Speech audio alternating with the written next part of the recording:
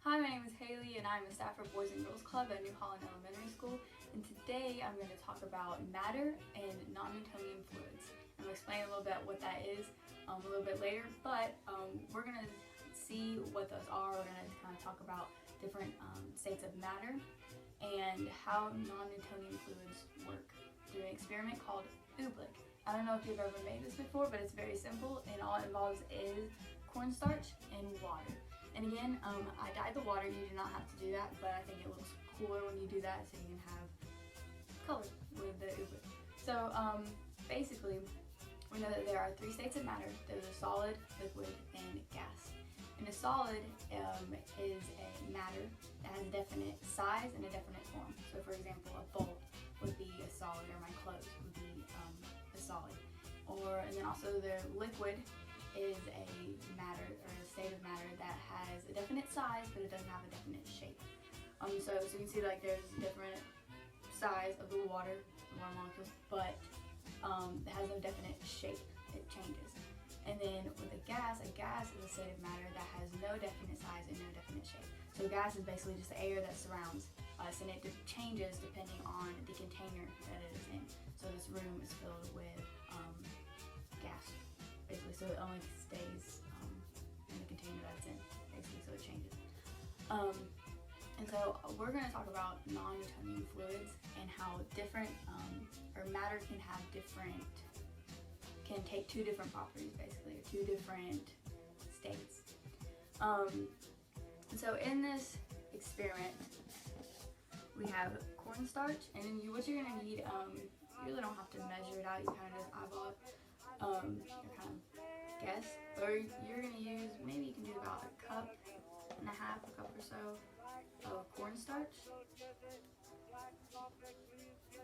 and then about a cup or so of water, maybe a little less.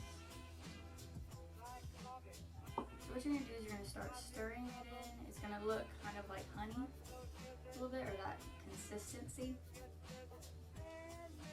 And then, let's see, once you mix it in really good there. If you've ever used, if you've ever done Oobleck, you know how this is going to turn out, what's going to happen. I'm about to just mix this with my hands. Yeah, there we go. And so basically, Oobleck acts as a solid and a liquid. And actually, the name Oobleck gets its name. When I learned about this, I thought that was really interesting, so it got me really excited. But Oobleck is its name from a book by Dr. Seuss. It's called Bartholomew and the Oobleck. And so that's where the name comes from. But basically, Oobleck is something that works as a solid and a liquid. So whenever Oobleck is at rest, it acts as a liquid. It means so it flows and like a liquid does. But when pressure is applied to it, it can be formed into a ball.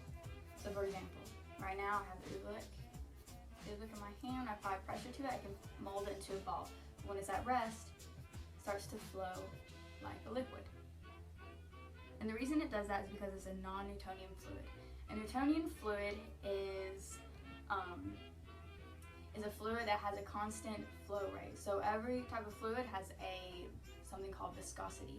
Viscosity is basically the rate at which a fluid flows. And so a Newtonian fluid is a fluid that has a constant flow rate. It doesn't change. But a non-Newtonian fluid is a fluid that changes, the flow rate changes, the viscosity changes depending on the amount of pressure that is applied to it. So here you see that this is a non-Newtonian fluid because when pressure is applied to it, it forms into a solid. As you can see, make this new ball, but when I start resting it, it flows like a liquid. And also another reason it does that, another explanation, is that, so you have the starch molecules. Sorry, it's messy, but this is actually very easy to clean off. So for example, we'll say this is one starch molecule, and we have the starch molecules that are from the cornstarch, and then we also have the water surrounding it. So whenever this is at rest, when it's like a fluid, and when it flows like a fluid, is because we have water molecules surrounding the starch. Surrounding the starch, sorry. And so it just relaxes and flows like a fluid because it has like a cushion of water around it. But whenever pressure is applied to it, those starch molecules they go like this. So it squishes, expands the water, and so the water's not surrounding anymore, and it makes them, the starch particles basically collide together, and so it forms like a solid, and they can't move. So that's just an explanation of how all this works. So I hope you were able to learn something from this. It's something about non-Newtonian fluids, and non-Newtonian fluids, again, just kind of a overview, are fluids that do not have a constant flow rate, viscosity. So whenever pressure is applied to them, it changes and it acts more like a solid. But whenever you allow it to relax, it flows like a fluid. And so yeah, so I just thought that was a really cool experiment and something that personally I learned, and I thought that was so awesome, so I was really excited about sharing that with you.